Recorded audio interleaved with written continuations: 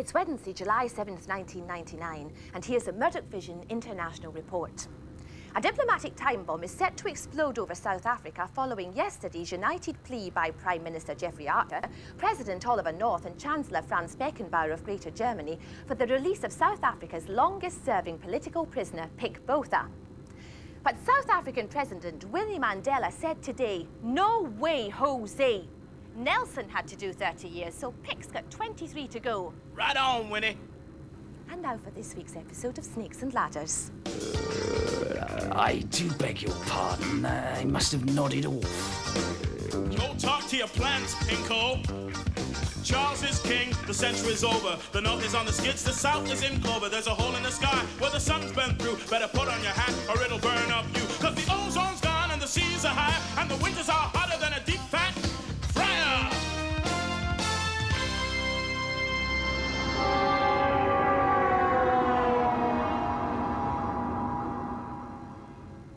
Darling Serena, I hope you don't mind me calling you darling.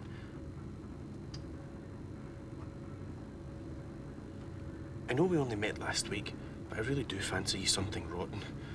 And after you let me, well, you know, behind your dad's greenhouse, which was fantastic, by the way, and I still wake up in a cold sweat dreaming about it. So that's why I thought I could call you darling. Anyway, the thing is that I have been suddenly called back to Glasgow because of some strike or something like that, and I'm supposed to be a troubleshooter. I think that means I've got to find out who's making the trouble and shoot them. It's a joke. Well, I hope. And so, I'm afraid I won't be able to meet you like we arranged at the weekend. I'm really pissed off, but what can you do?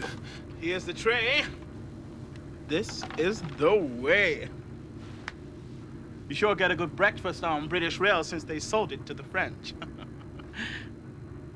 You writing to your special lady? Yes. Oh, so you're away from your good mama? Yeah, well, my parents live in the northern Oh, not your folks. Your baby, your honey, your nighttime lover, the one who makes you feel like your own man and she's old woman. You dig where I'm coming from? Yes, you owned a Grantham, didn't you? Alabama Z, Montgomery III, but you can call me the third. Just joshing. I'm the last of the great soul singer to my friends, and look out, here comes trouble to my enemies. What's your handle, boy? What? Your name? Oh, Alexander G. Sinclair the First. You can call me Gavin. Put it there, Gavin. Put what there? Your hand, boy. I thought for a minute you might be Hey, I'm a ladies' man. Mercy me, I'm the ladies' man. A midnight mover, a nighttime groover. You should have got in the sleeper. No. I've got to be strutting my stuff before nightfall. I'm taking the true gospel of soul round the chapels of love of your great nation. We're playing the Glasgow Go-Go all this week. We? Oh, me and my singers, the Soul Bearers. Are they on the train as well? Oh, no, we couldn't all afford to travel Channon's Cannon. Last I heard, they were hitching. Unless they were in hitching, it was kind of a bad line. And I was in the hot tub with my good honey. The lights were low, the music was cool, and the water was hot. You get the picture. God, you always talk like that. Sure, I'm a soul man. It's so sexy. You must get hundreds of girlies. Thousands. I'm in such demand. Even my shoe size is ex-directory, and we are talking shoes. Do you think you could teach me to talk like that? Sure, I'm a teacher, a preacher, an X-rated feature. The only soul singer who ever read Nietzsche. Croissant? It's just that I'm having a little bit of trouble expressing myself in this letter. Let Alabama read your words of love. I really do fancy you something rotten. No way. How'd you go down on this, babe? Oh, you pressed that button there. I'm really pissed off, but what can I do? Gavin, main man, you're gonna lose this chick unless you get your act together and become more like me.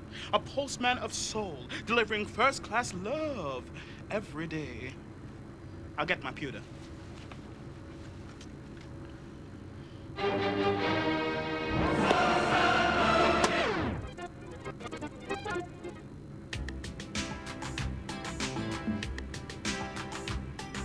The grass was cool, but the night was hot. You gave this fool all the love you got. Now I want you so bad, but they sent me away.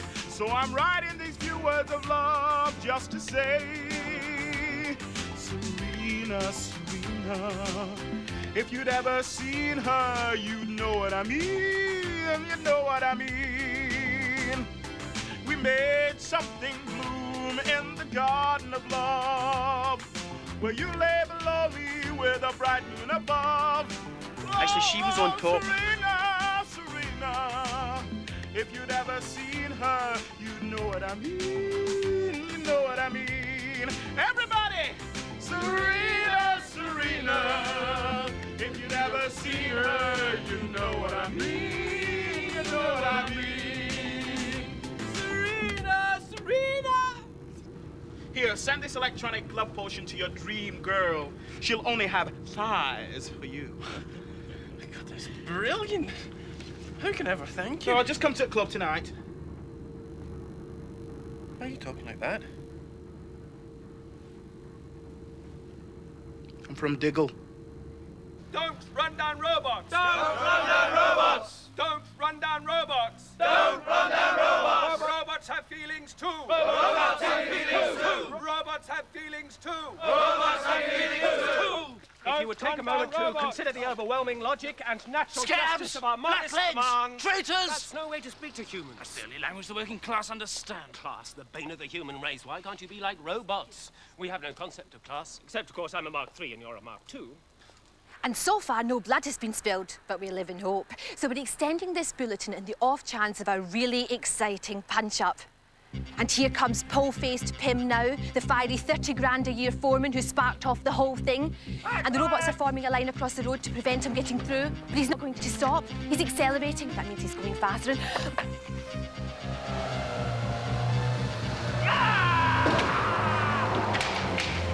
Gotcha! Are you all right? I seem to have sustained a slight dent to my mid-abdomen. Otherwise, I'm right as ninepence. What does that mean? I don't know. It's just a phrase I found in my memory bank. So you don't know how long you're here for? No. And you'd rather stay in a hotel than your own home. It's not that. I need room to work, you know, to spread out. A family tenement's not good enough for you. Look, Mum, Dad, it's very kind of you to ask. Never mind all that southern politeness rubbish. Are you coming home or are you not? Not. Thank God for that. I thought we were going to have to get rid of the lodger. Shh. Careless talk costs £743.50 a year. What? Poll tax. You're ready to order now, sir. Yeah, can we have 3 set teas, please? I don't like jelly. I'm not a kid. I'm an alcoholic. The set tea doesn't include jelly. It comprises of scone, jam, and mock cream, brown bread and butter sub, and choice of cake or pastry, and of course tea. God help us, do we get all that? I'll have a bottle of whiskey with mine. We're not licensed at tea time. What? I'll never make it.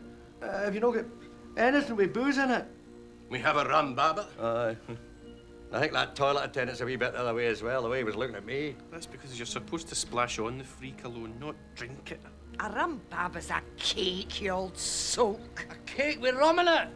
Magic. How many have you got? There's about a dozen left. Squeeze that into your glass and bring me that. Oh, it's okay. He's rich. He can afford it. Sure you can, son. So, what brings you up here then? Not to see your own folk, that's for sure. Of course I want to see you. I want because of the strike. What strike? International entirety, the robots have come out. I thought you always watched the news. He doesn't watch the news. Watches the wee lassie with the big mams that reads the news. Oh, well, there's a strike where I used to work. You're a flying picket. Great. The spirit of Red Clyde is not dead yet. No. I'm the troubleshooter, the strike breaker. What? And you're a traitor to your class. No son of mine. Quite possibly. Look, I don't want to do it, Dad, but it's my job. What job's more important than working class solidarity? Answer me that. The kind of job that pays you £60,000 a year and they threaten to sack you if you don't get the robots back. On second thoughts, smash the lot of them. Stainless steel troublemakers. There's something in that scone. Ah, it's a cockroach, I don't believe it. There you are. It's years since I've had a cockroach. Nice to find a place that's still trying to keep up standards. I could do my bird noises. They'll clap there, and then we go on to the climax. We'll talk about the bird impressions later. Grand Wizard, fellow magicians, ladies and gentlemen, I say the magic words. East 5 4, 4 far 5, and yes, it's going higher and higher and higher. At this point, I expect a standing ovation. Don't you think the audience will spot the forklift truck? I'll use my showmanship to distract them. Blast. Lammy? Could you get me down, please? Now? I wasn't expecting him until after lunch. Troubleshooter's here. Hell! Excuse me? Oh, sorry. Damn! Bloody thing's stuck again. Again? Oh, don't worry, I'll get Donald to sort it out. You can't get Donald. The robots are on strike. That is why the troubleshooter is here. Oh, can't you fix it? You used to be a maintenance fitter. No, I cannot fix it because A, I haven't done any maintenance fitting since I switched to full-time intimidation 20 years ago, and B, I am up here and the moving parts which are not moving are bloody well down there. Now get me down! All right, I'll get a ladder. What the hell are you doing here? I'm the troubleshooter. God almighty! You! Remember me?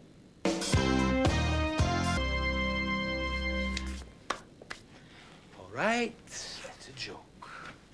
The real troubleshooter's taking his slash and you are his pencil sharpener, right? No, I'm the main man, honest. Come on, this isn't bum fluff. Oh, there is a certain resemblance. 2 months ago, you were a snot-nosed little rod wallop. Look, what can I tell you? I'm as confused as you are. But here it is, straight from the computer slot. It looks real. Sorry to interrupt you, but could you confirm that Alexander G. St. Clair is an official head office industrial relations hitman? You've seen the printout? Are you calling me a liar? No, sorry, just checking. Mr. St. Clair, sir, could I offer you a cup of coffee? We did have a tea lady, but, well, she's gone sick. He cut her leg off. That was below the belt, Mr. Pym. Well, that's what she said. Look, how do you think this strike started, Mr. Lambie? After all, you are in charge of this factory. I don't know. I was in my office, minding my own business. And producing hard-boiled eggs out of his La Bonza. And how do you think it started? Well, someone gave him a book on magic for his 10th birthday. I mean the strike. After all, it takes quite a lot to antagonise a robot. Oh, aye. But I am a professional. So you're saying it was your fault? Don't take that tone to me, you scabby wee Heselton sewer rat! Ex-scabby wee Heseltown sewer rat. Now with complete discretion to fire anyone that gets in my way. I'm starting to quite enjoy this. I think, sir, that the robots wouldn't have gone on strike in the first place if they hadn't have had a renegade human leading them. Giles. Oh, he's not from round here. Actually, the computer sent him as your replacement when you went on a management training scheme. It must have been strike for a reason. The robots think we're trying to run them down. I did run them down. I sent 3 of them flying. Look, the only way we're going to settle this strike is for you to get the robots in here and find out what they want. But talking to strikers is treasonous under the 1997 Labour Relations Act. Don't worry, I'll take responsibility.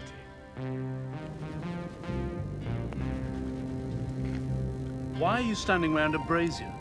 You're robots. It's traditional, innit? The head office troubleshooter wants to see your representatives in Mr. Lambie's office. So you mechanical scumbags had better nominate a pair of patsies. What do you think, Giles? I don't see how we can resist such a charming invitation. No! The management was systematically running down our batteries prior to declaring us non-functional. No, we weren't. It was all his fault. I can't accept that. You put him in the acid house, knowing full well he wouldn't be able to keep up. That wasn't the reason he was sent there. That's right. He was sent there as a punishment for dancing with my wife. Oh, please. This all sounds really trivial to me. Now, if the robots need to be reassured about battery filling, why not give them control of the acid house? Then they can fill their own batteries. Never! Yeah, that's a very good idea.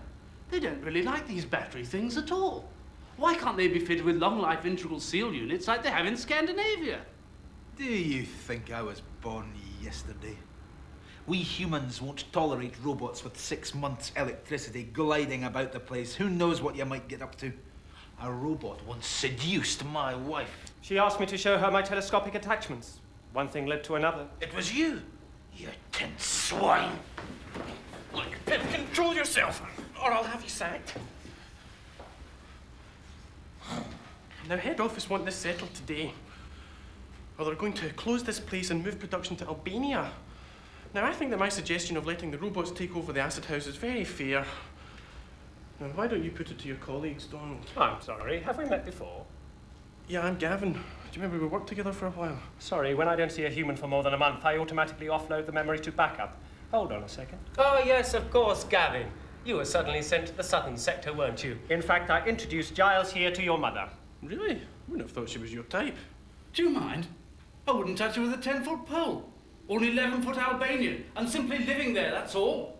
Until I move to a job more commensurate with my abilities and long-term career plan. Long-term career plans? What are you talking about? I'm not at liberty to discuss my future with you. You haven't got a future with me. When this is over, I will make your life so miserable the acid house will look like the high point of your existence. Look, I'm not going back to work with that gangster anywhere near the factory. Look, I guarantee there will be no victimization, all right, Lambie? Yeah. Pim? All right. And what do you say? Will you get the robots to vote on this, Donald? Ronald. Donald. We already have, telepathically. We're prepared to go back if... Why not? You'd better shut up, Pim. Look, Giles, you don't have to go back to the acid house. You can have your old job back. But I hate that job. I hate factory work. I wasn't brought up for this. I've got great expectations. I went to Eton. I went to Oxford. I own a Porsche. Look, does he have to go back in the production line? Isn't there something else he could do? Well, we need a tea lady, I suppose. Listen, I'll tell you the kind of job I want. I want a job with lots of money. I want a job with a leather chair that swivels and reclines. I want my own office, my own secretary, people that call me sir. I want a job with almost no actual work content. Well, in other words, Lambie, your job. We're not going back without Giles. Doesn't working class solidarity mean anything to you? I'm not working class, but thanks. You've got to go back. I don't want to move to Albania. I'd take a terrible passport photograph. There's no more to say. It's up to Giles now. Well, I'm not going back. Standing in front of a brazier in a blazing heat wave is infinitely more enjoyable than factory work. Well, I can see that the mood of this meeting is not conducive to reaching an agreement. How very observant. So what I suggest is that we get together later on outside the factory to see if we can't sort things out on neutral territory. I'm sorry, it's Thursday today. We go dancing. So, unless you're prepared to hold this meeting at the Glazer Go-Go... That's a good idea. Let's all go dancing. If you'd ever seen her, you know what I mean. You know what I mean. Serena, Serena. If you'd ever seen her, you know what I mean. You know what I mean. Woo! Thank you, thank you, thank you. You're too kind. You're too kind. Thank you, thank you.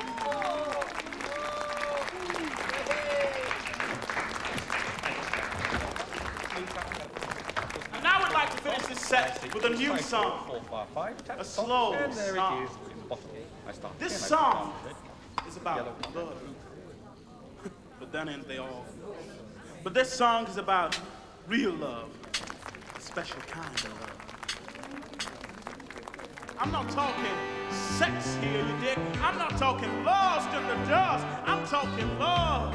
The love that a daddy feels for his little child. That a mama feels for her baby. The love that a brother feels for his brother. The love we all should feel for our fellow man and our fellow robot. Because we're all the same under the skin. No matter if you're flesh and blood or one microchip. You got a brain, then you got a soul. A 1, a 2, a 1, 2, 3, 4. We gotta work together. We mustn't stand apart. The time to fight is over. Yeah, the time to love must start. We gotta trust each other. We gotta do our stuff. We can charge our batteries. That surely love's enough. We need love and love today. Come on, put your hands together. We need love and love today. Come on, come on, come on, come on.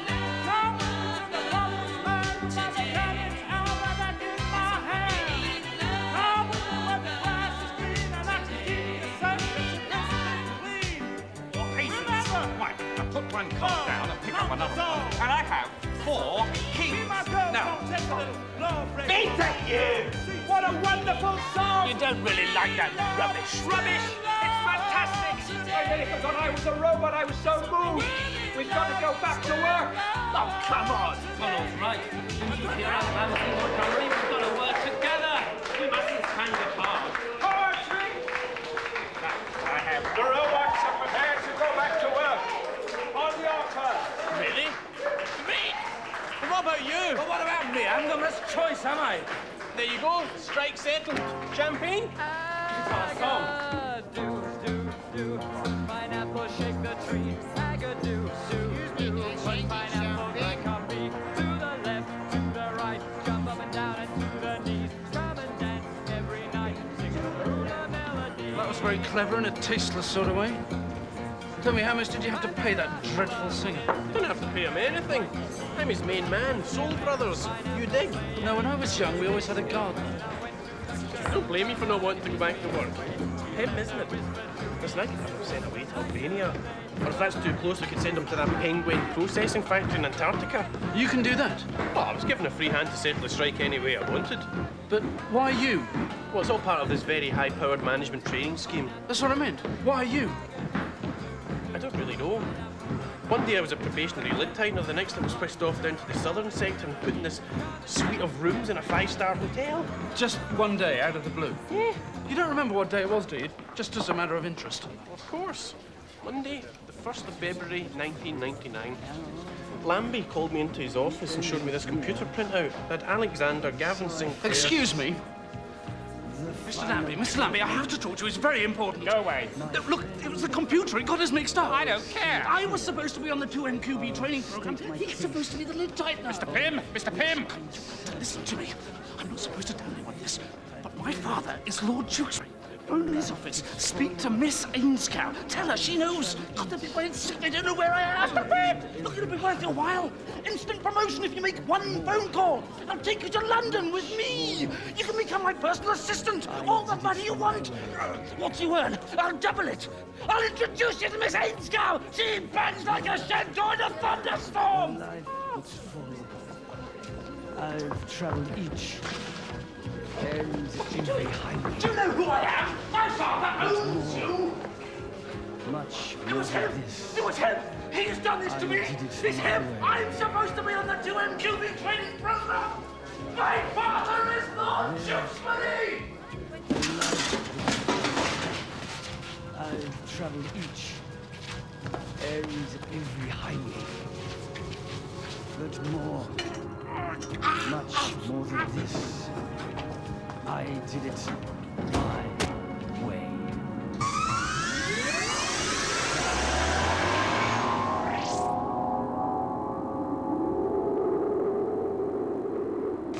Down the snakes and up the ladders. I don't like this game. You can stop the next millennium. Tell me who's to blame. I've seen the future. More Snakes and Ladders next Friday at 11:30. Weekend comedy on Select TV includes The Tracy Ullman Show tomorrow at 8:30 and TV Squash at 10:30. Or it'll burn up you. The ozone's gone, the seas are high, and the winters are hotter than a deep fat fry. The fish are all dying.